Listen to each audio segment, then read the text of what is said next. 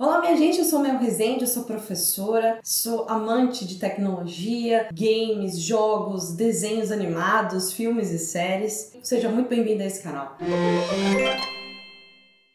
A gente também já foi criança, a gente foi adolescente e a gente jogou e muito. Principalmente no vídeo de hoje que a gente vai falar sobre um jogo clássico, meu Deus do céu. Quem é que não jogou? Pelo menos assim, quem gosta de videogame, eu acredito que deva ter jogado esse jogo, que é o Street Fighter, minha gente.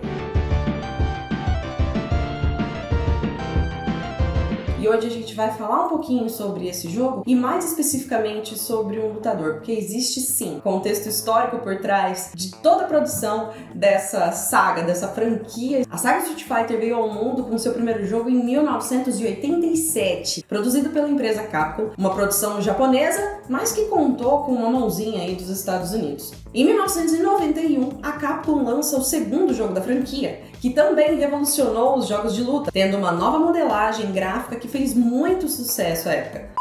Mas peraí, pra você entender onde a gente quer chegar, na verdade a gente tem que voltar um pouquinho no passado, olhar pra história. Afinal de contas a gente tá aqui pra isso, não é mesmo? Mais precisamente no final da Segunda Guerra Mundial. Com a derrota do nazifascismo europeu, o mundo se deparava com a bipolaridade política entre Estados Unidos e União Soviética, onde ambos buscavam hegemonia internacional, através da demonstração de poder, tanto desenvolvimentista quanto científico e armamentista, mas sem conflitos diretos. É uma demonstração de força, tipo, eu tenho um míssil, eu tenho um foguete, eu tenho uma bombinha atômica, eu tenho armas químicas, mais ou menos isso. Esse período ficou conhecido como Guerra Fria, e ele foi de 1945, lá do final da Segunda Guerra, até 1991. A disputa não era apenas por influência territorial, mas sim o domínio na disputa de ideias. Qualquer semelhança com o que a gente vê hoje é mera coincidência. Esse cabo de guerra ideológico não influenciou apenas as produções de filmes, mas também a produção na indústria de games eletrônicos. Ele estava começando a ganhar muito espaço nesse cenário que estava surgindo de vários consoles, então a produção de games também estava a todo vapor. Agora sim eu já posso falar e chegar onde eu queria, certo?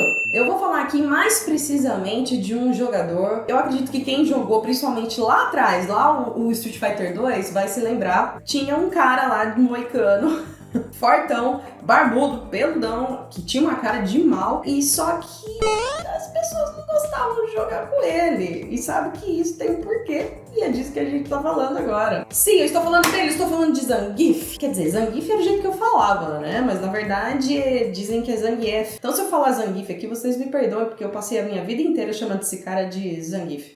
Desculpa aí, gente.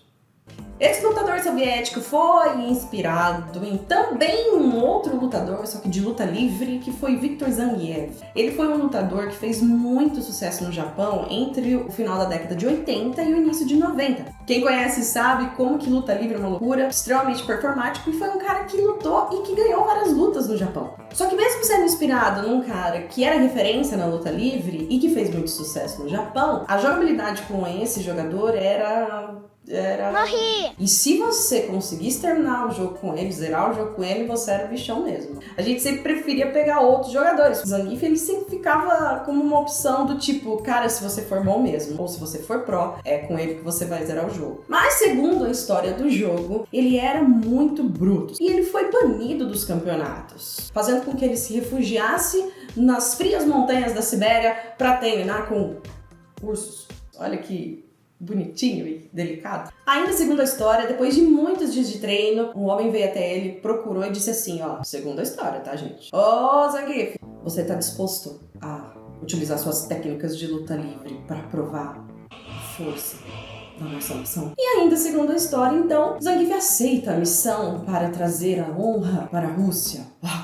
Em sua primeira aparição no Street Fighter 2, a sua fase era nitidamente em uma indústria siderúrgica, com um símbolo discreto, mas ainda visível da foice e o martelo no chão. Placas e cartazes escritos em russo espalhados pela fase. Os espectadores eram os próprios trabalhadores da fábrica. Em alguns, um grupo de jovens era representado para talvez trazer aquela coisa da rebeldia jovem, que os jovens da década de 80 lutaram muito contra o regime, né? Contra o regime socialista que havia sido implantado na Rússia desde o início do século XX.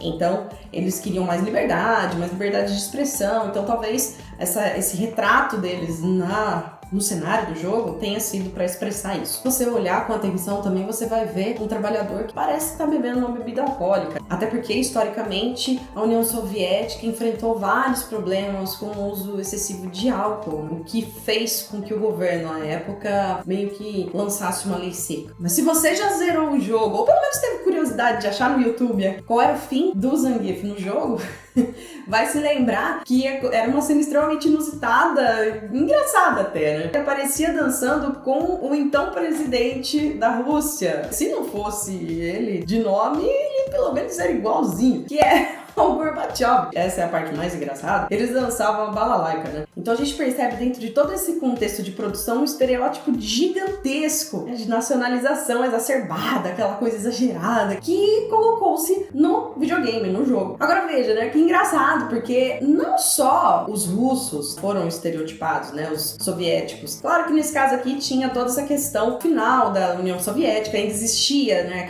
Todos aqueles resquícios da Guerra Fria, mas se a gente for parar pra pensar e lembrar do Blanca, no próprio cenário do Blanca, a gente vê um estereótipo também gigante, que parece-me, né, não sei se a gente pode falar que seriam populações ribeirinhas, talvez, aparecem assistindo a luta, uma anaconda enrolada na árvore gigantesca e não tem muito sentido. Ao longo dos jogos da franquia também houveram algumas mudanças nesses cenários, mas em Street Fighter Alpha 2 de 1996, o socialismo já havia se dissolvido por completo e já não era mais uma ameaça ao sistema capitalista. Mas mesmo assim, a Capcom retratou a União Soviética. A arena de batalha continua sendo em uma metalúrgica, rodeada por grades, aparentando uma prisão, porém com um tom bem nacionalista ainda. Ao longo dos jogos seguintes da franquia, pouca coisa mudou na apresentação desse personagem. No Street Fighter V, por exemplo, há outra referência em alusão à máfia russa, sendo representada por dois indivíduos mascarados segurando armas. Os símbolos do regime nunca foram tão visíveis. Possuem dois estandartes gigantescos que são o que mais chamam a atenção no cenário, mas modificaram o símbolo do comunismo, que em vez de ser uma foice e um martelo, mudaram para um martelo e 3 trigos. 3 tigres comeram 3 pratos de trigo.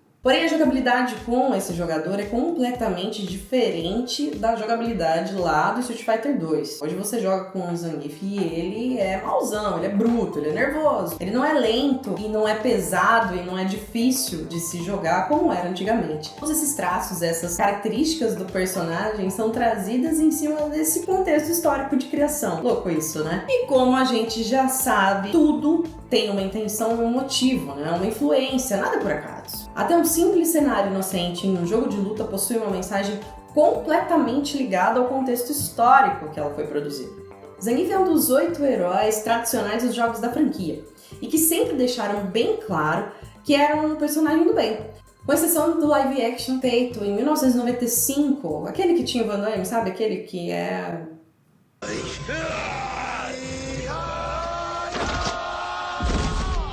Mas por serem produções para o público norte-americano, a transformação do personagem antagonista talvez tenha sido pelo simples fato dele ser soviético, até porque ele nem era integrante da Shadaloo na história original. Se você já sabia de todas essas informações, deixa um gostei. Se você não sabia, deixa também. Comenta aqui o que você sabia sobre essa história e se eu não falei alguma coisa importante aqui também e que seja agregador aqui para todas essas informações que a gente levantou. Compartilha essa informação e utiliza todo esse contexto histórico, de repente, na sua aula. Isso é importante, é legal e traz muita identidade para todas as crianças, adolescentes, enfim, para aqueles que gostam desse mundo geek, que gostam desse mundo dos games, vão adorar saber esse tipo de informação. Valeu, gente! Até o próximo vídeo.